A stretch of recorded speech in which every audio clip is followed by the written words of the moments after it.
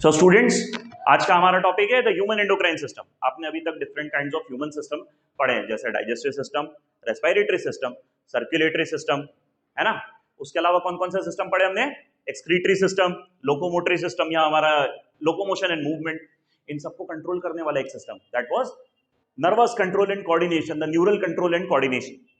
हमारी बॉडी में सारे जो ऑर्गन सिस्टम है इनको कंट्रोल कौन करता है?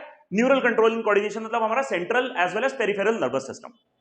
बट सेंट्रल और पेरिफेरल नर्वस सिस्टम अकेला काबिल नहीं है कि पूरी बॉडी के हर एक वाइटल और स्मॉल फंक्शन को रेगुलेट कर पाए। So we have a different system in our body जो कि उसको हेल्प करता है in regulating the other systems, है ना। जैसे कि human endocrine system. Human endocrine system is that system जिसके अंदर हम पढ़ते हैं about the endocrine glands. Endocrine glands कौन सी ग्लैंड्स होती है? जो कि अपना सेक्रीशन डायरेक्टली ब्लड में पोर करती है। आपने अभी तक देखो, जैसे हमने डाइजेस्टिव पढ़ा था, उसके अंदर हमने कई सारी ग्लैंड्स पढ़ी थी, है ना। कौन कौन सी ग्लैंड्स पढ़ी थी? पैनक्रियास के बारे में पढ़ा, लिवर से जो हमारी गॉल ब्लैडर होती है उस ग्लैंड के बारे में पढ़ा। उन सबसे निकलने वाले सेक्रीशन किसी ना किसी ट्यूब के थ्रू, जैसे जो बाइल जूस है गॉल ब्लैडर से बाइल डक्ट के थ्रू जाता है टू द डुओडेनम, वैसे ही पैनक्रियास से डुओडेनम में पैनक्रियाटिक जूस कैसे जाता है? With the help of pancreatic duct. मतलब हर एक ग्लैंड अपनी अपनी डक्ट होती है उसके पास, उस डक्ट की हेल्प से ही वो अपना कंडक्शन मैनेज करती है। बट यहां हम देख रहे हैं कि ब्लड के अंदर डायरेक्टली पोर किया जा रहा है किसी ना किसी केमिकल को।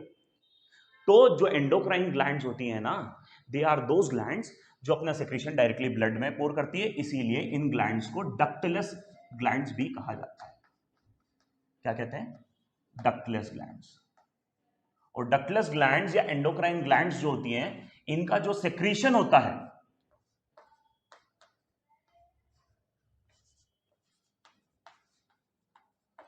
इनके सेक्रीशन को हम कहते हैं हार्मोन। ठीक है।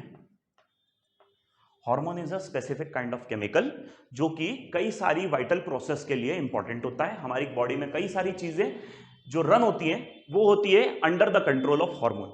जैसे ह्यूमन की हाइट का ग्रोथ, है ना, बॉडी का बेसिक मेटाबॉलिज्म रेट, इसमें इन सब में कहीं ना कहीं अपना अपना पोर्शन कंट्रीब्यूट करते हैं। कौन? The endocrine glands. ठीक है। इनसे निकलने वाला सेक्रीशन हार्मोन। ठीक है। ये जो हार्मोन होते हैं ये केमिकली दो तरह के होते हैं। ठीक है। एक होते हैं प्रोटीन, दूसरे होते हैं स्टेरॉइड्स। ठीक है। प्रोटीन और स्टेरॉइड्स दो तरह के हार्मोन्स प्रेजेंट होते हैं हमारी बॉडी में। ठीक है। केमिकली ये प्रोटीन होंगे, ये तो स्टेरॉइड होंगे। क्लियर है सबको? अब जो प्रोटीन्स होते हैं ये भी दो तीन तरह के होते हैं स्पेसिफिकली, जो हमें इतना ज्यादा डिटेल में पढ़ना नहीं है आज। ठीक है। जैसे कि amino acid, peptides as well and protein, ये तीन तरह के होते हैं proteinaceous hormones. Where steroidal hormones are simply steroidal hormones. ये स्टेरॉइडल स्ट्रक्चर्स से बनते हैं, रिंग स्ट्रक्चर्स के फॉर्म में होते हैं केमिकली। आप केमिस्ट्री में जब स्टेरॉइड का स्ट्रक्चर या कोलेस्ट्रॉल का स्ट्रक्चर देखोगे तो उससे रिजेंबलिंग स्ट्रक्चर्स के होते हैं स्टेरॉइडल हार्मोन्स। आगे बढ़ते हैं अब लोग। ठीक है। तो ये सब हमको समझ में आया। इसके बाद हम देखेंगे अबाउट द हार्मोन की कुछ प्रॉपर्टीज। ठीक है। हार्मोन्स की क्या प्रॉपर्टी होती है, केमिकल प्रॉपर्टीज या उसका जो भी नेचर होता है उसके बारे में थोड़ा स्टडी करते हैं। ठीक है। पहला, हार्मोन जो होता है वो साइज में स्मॉल होता है और लो मोलिकुलर वेट होता है। ठीक है। Small and low molecular weight. ठीक है। इसके अलावा हार्मोन्स जो होते हैं they are water soluble and easily diffusible. ठीक है। ये वाटर में आसानी से घुल जाते हैं और बॉडी में इजीली डिफ्यूज होते हैं।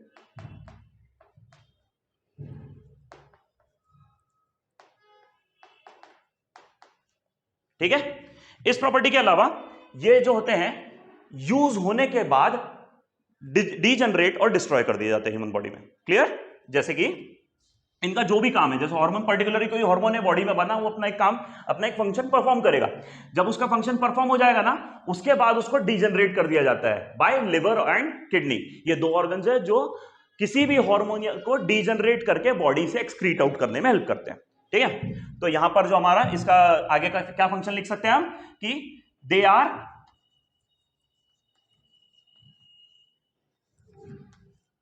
Degenerated and excreted after use.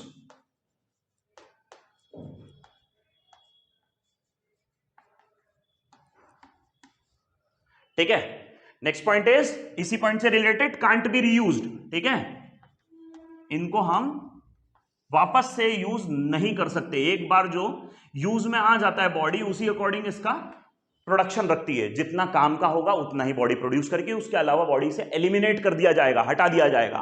ठीक है, तो जितना हमारी बॉडी के लिए काम का होगा उतना ही बॉडी स्टोर नहीं करती एक्चुअली, मतलब जितना ही बॉडी के काम का होगा उतना ही प्रोड्यूस करेगी और बाकी एलिमिनेट कर दिया जाएगा। ठीक है, इसके अलावा अगला point, they can not be stored. ठीक है, इनको बॉडी बनाकर स्टोर करके नहीं रखती।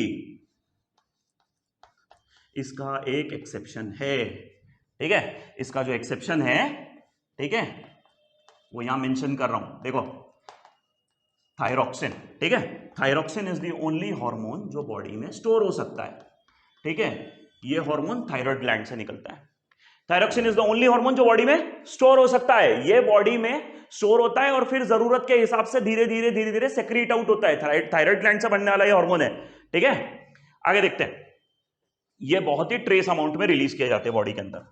ठीक है, बहुत ही ट्रेस क्वांटिटी में प्रोड्यूस किए जाते हैं और रिलीज किए जाते हैं। क्लियर है यहां तक? ये सारी प्रॉपर्टीज है किसकी? हार्मोन्स की। ठीक है,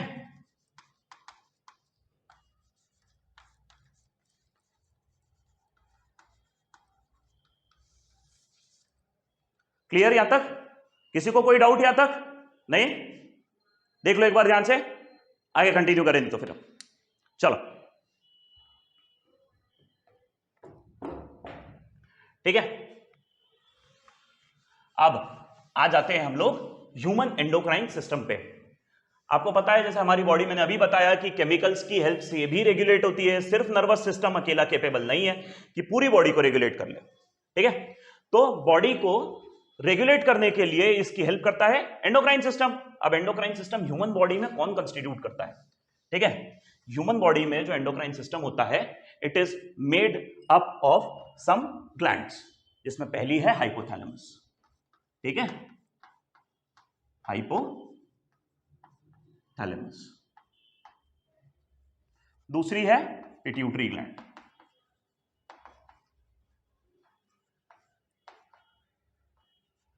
तीसरी है, बोलो, तीसरी है पीनियल ग्लैंड। ठीक है, पीनियल ग्लैंड के बाद आ जाती है थायराइड ग्लैंड।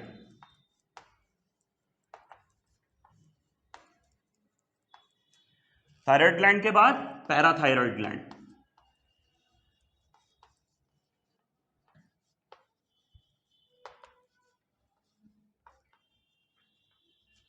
ठीक है, पैराथायराइड ग्लैंड तक पढ़ लिया। इसके बाद आता है हमारा नेक्स्ट, ठीक है, पैनक्रियास। ठीक है, पैराथायराइड ग्लैंड जो होती है उसके बाद आ जाता है पैनक्रियास। फिर आ जाता है पैनक्रियास के बाद, पैनक्रियास के बाद आता है एड्रिनल ग्लैंड।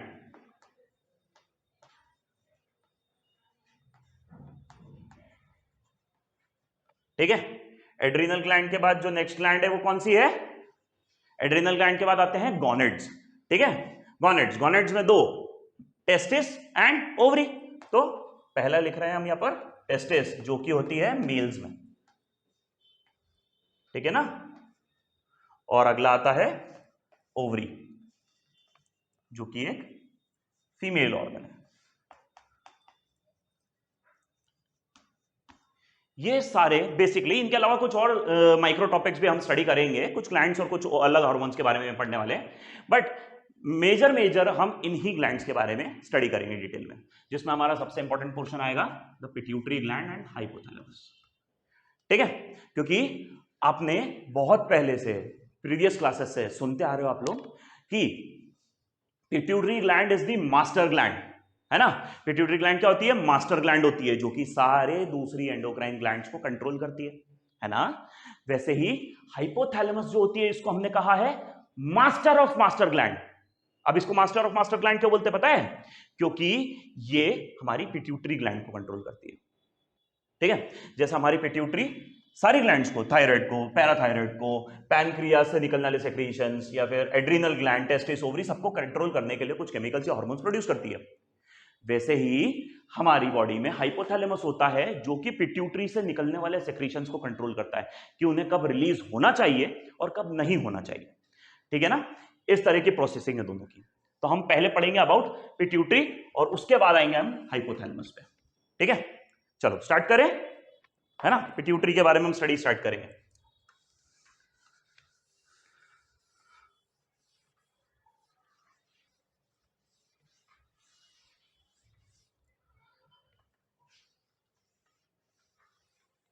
देखो पिट्यूटरी ग्लैंड, ठीक है, पिट्यूटरी ग्लैंड जो होती है उसके बारे में बहुत सही साइड हम डिटेल स्टडी करते हैं। देखो पहला क्या, पिट्यूटरी ग्लैंड जो होती है ना वो बाइलोब्ड होती है, वो दो अलग अलग स्ट्रक्चर से बनी होती है।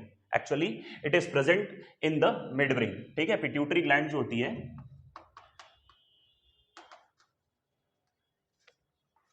ये मिड ब्रेन का पार्ट होती है। किसका? मिड ब्रेन का पार्ट होती है ये एक्चुअली।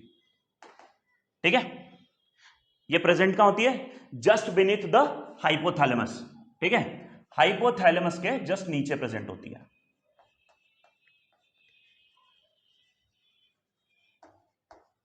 हाइपोथैलेमस के नीचे, ठीक है, बीनीथ द हाइपोथैलेमस। ठीक है ना, इसके आगे हम देखते हैं हाइपोथैलेमस के नीचे पिट्यूटरी ग्लैंड मिड ब्रेन का पार्ट होती है। साथ ही साथ ये कैसी होती है? बाइलोब्ड होती है, दो लोब्स होते हैं इसके, दो अलग अलग पोर्शंस में डिवाइड होती है। इसका जो साइज होता है या शेप होता है वो होता है पी शेप। ठीक है, ये एक पी शेप्ड ग्लैंड है। क्लियर है नहीं यहां तक? ये एक पी शेप्ड ग्लैंड। इसके बाद हम आते हैं इसके कुछ पोर्शंस पे। अब जैसे ये दो लोब्स में बटी हुई है तो कैसे होती है, उसके क्या क्या पोर्शंस होते हैं, हम उस बारे में स्टडी करेंगे। चलो इसके डायग्राम पे आते हैं हम फटाफट।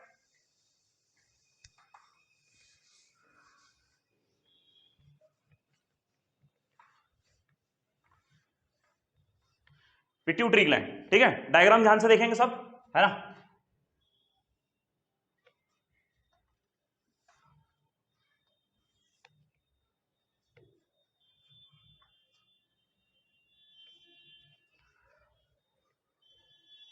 एक मिनट,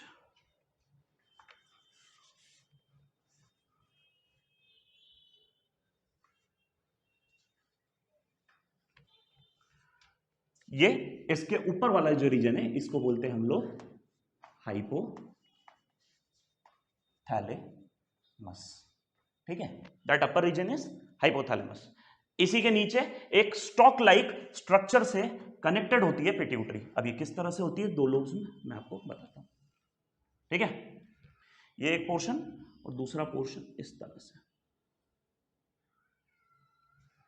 और ये वाला जो रीजन होता है ये रीजन इस तरह से यूं प्रेजेंट होता है। इस तरह से दो लोब्स होते हैं पिट्यूटरी के। ये वाला जो लोब होता है इसे हम कहते हैं एंटीरियर पिट्यूटरी, ये वाला रीजन पोस्टीरियर पिट्यूटरी। इसका जो ये रीजन बीच वाला रीजन होता है ना, इधर दोनों रीजन्स के बीच में एक पोर्शन होता है जिसे हम कहते हैं इंटरमीडिएट पिट्यूटरी, जो कि अब ह्यूमंस में ऐसा सेपरेटेड रीजन नहीं माना जाता है, बट फिर भी ये रीजन प्रेजेंट होता है। ठीक है, ऐसे तीन पोर्शंस में पिट्यूटरी इन जनरल या फिर हम स्ट्रक्चरली बोल सकते हैं बटी हुई होते हैं। अगर हम डायरेक्टली पिट्यूटरी को आउटसाइड ऑफ स्ट्रक्चर स्टडी करें तो इस तरह से तीन रीजन्स में हमें बटी हुई मिलेगी। ठीक है, anterior pituitary, posterior pituitary and intermediate pituitary. But अब हम लोग या फिर मॉडर्न साइंस में हम लोग कंसिडर करते हैं या ह्यूमंस में हम लोग कंसिडर करते हैं कि इंटरमीडिएट रीजन जो है ना ये अब एंटीरियर पिट्यूटरी का पार्ट है आगे चल के। ठीक है, ये किसका पार्ट है? एंटीरियर पिट्यूटरी का। इस रीजन को कैसे कंट्रोल किया जाता है ये इस बारे में थोड़ा सा हम डायग्राम वगैरह सब स्टडी करेंगे। देखना, यहां इस रीजन से एक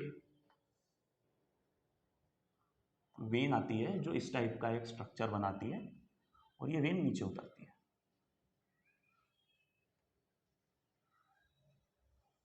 और यहां आके भी ऐसा कुछ स्ट्रक्चर ये डेवलप करती है। ठीक है,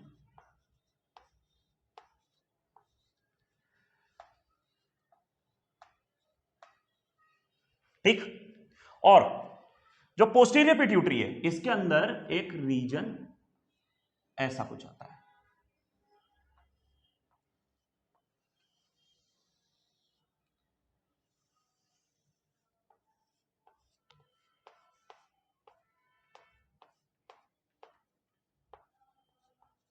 अच्छा, न्यूरॉन का स्ट्रक्चर सबने पढ़ा है ना अभी, structural organisation in animal chapter, हमने न्यूरॉन का स्ट्रक्चर स्टडी किया था। उसके अंदर न्यूरॉन कुछ इसी तरह दिखता है, नीचे इसकी सिनेप्टिक नॉब्स होती हैं, ये इसका एक्सॉन पूरा, ये साइटोन वाला रीजन, ठीक है। ये जो पूरी एक वेन नीचे तक जा रही है, ये एक सिस्टम बना है, इस वेन ने इस तरह से एक बीच में एक नया सिस्टम डेवलप किया है। इस सिस्टम को कहा जाता है hypophysial portal system. Portal system क्यों कहा जाता है? बिकॉज ये रीजन क्या करता है, ये रीजन एक ऑर्गन से ऑर्गन में ब्लड पहुंचा रहा है। जो रीजन ऑर्गन से ऑर्गन में ब्लड पहुंचाता है उसे हम कहते हैं हाइपोफाइशियल पोर्टल सिस्टम, ठीक है। हाइपोफाइशियल पोर्टल सिस्टम समझ गए, है ना, जो हाइपोथैलेमस से पिट्यूटरी तक किसी भी केमिकल को लेकर आएगा या सिंपली उससे यहां तक ब्लड को ट्रांसफ्यूज करेगा, ट्रांसमिट करेगा ब्लड को एक जगह से दूसरी जगह। ये एक्सोनल रीजन यहां हाइपोथैलेमस से पोस्टीरियर पिट्यूटरी में केमिकल लाएगा। ये दो रीजन इस तरह से बटे हुए होते हैं, ठीक है। अब एंटीरियर पिट्यूटरी जो पूरी होती है इसको हम कहते हैं एडिनो हाइपोफाइसिस। क्या कहते हैं? Adeno hypophysis. ये पूरा रीजन कहलाता है एडिनो हाइपोफाइसिस, है ना। And adeno hypophysis is consisted of the intermediate lobe and the anterior lobe. ये दो रीजन होते हैं, इसके बारे में पूरा मेंशन करते हैं अपन, ठीक है। ये एक एक्सॉन है, ठीक है, ये एक एक्सॉन है जो इसको लेकर आएगा कि ये क्या करेगा, न्यूरल ट्रांसपोर्ट करेगा, ठीक है। अब ये जो स्टॉक है ना, ये यहां ध्यान से देखिए, यहां से यहां तक ये जो स्टॉक है, इस स्टॉक को कहते हैं इनफंडिबुलम।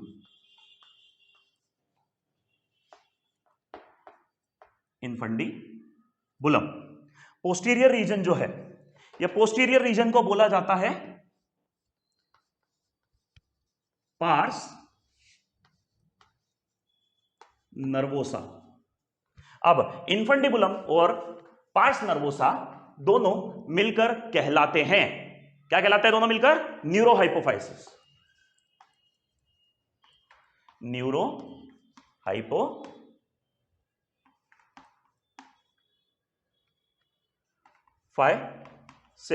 ठीक है, न्यूरो हाइपोफाइसिस। वैसे ही ये जो एंटीरियर लोब है, एंटीरियर लोब को कहते हैं पार्स डिस्टालिस। क्या कहते हैं? पार्स डिस्टालिस। और जो इंटरमीडिएट लोब है इसे कहा जाता है पार्स इंटरमीडिया, ठीक है। अब पार्स डिस्टालिस और पार्स इंटरमीडिया को मिलकर कहा जाता है एडिनो हाइपोफाइसिस, ठीक है। पार्स डिस्टालिस पार्स इंटरमीडिया मिलकर कहलाते हैं एडिनो हाइपोफाइसिस। वैसे ही पार्स नर्वोसा और इनफंडिबुलम मिलकर कहलाते हैं न्यूरो हाइपोफाइसिस। ये दोनों रीजन होते हैं किसके? हमारे पिट्यूटरी ग्लैंड के, ठीक है। तो इस तरह का पूरा स्ट्रक्चर होता है पिट्यूटरी ग्लैंड का, ये पूरा केमिकल स्ट्रक्चर को एक्सप्लेन करता है। अब हाइपोफाइशियल सिस्टम में हाइपोथैलेमस से किस तरह से हार्मोन्स इसको ट्रांसमिट होकर, जैसे मैंने अभी बताया था पिट्यूटरी को कौन कंट्रोल करता है? हाइपोथैलेमस। तो हाइपोथैलेमस कुछ ना कुछ केमिकल्स के फॉर्म में, हार्मोन्स के फॉर्म में सिग्नलाइज करता होगा पिट्यूटरी को, तो वो इस पे तो डायरेक्ट अपने एक्सॉन से भेज रहा है, लेकिन हाइपोफाइशियल पोर्टल सिस्टम पे कैसे भेजेगा, या फिर एंटीरियर पिट्यूटरी पे हाइपोफाइशियल पोर्टल सिस्टम पे कैसे वो अपने हार्मोन्स को लोड करेगा? उसके लिए एक न्यूरॉन होता है, एक शॉर्ट एक्सोनल न्यूरॉन होता है जो कि डायरेक्टली इसी रीजन में ट्रांसमिट करता है हार्मोन्स को, ठीक है। ये एक कंप्लीट स्ट्रक्चर हुआ किसका? About the pituitary gland. Clear है सबको? चलो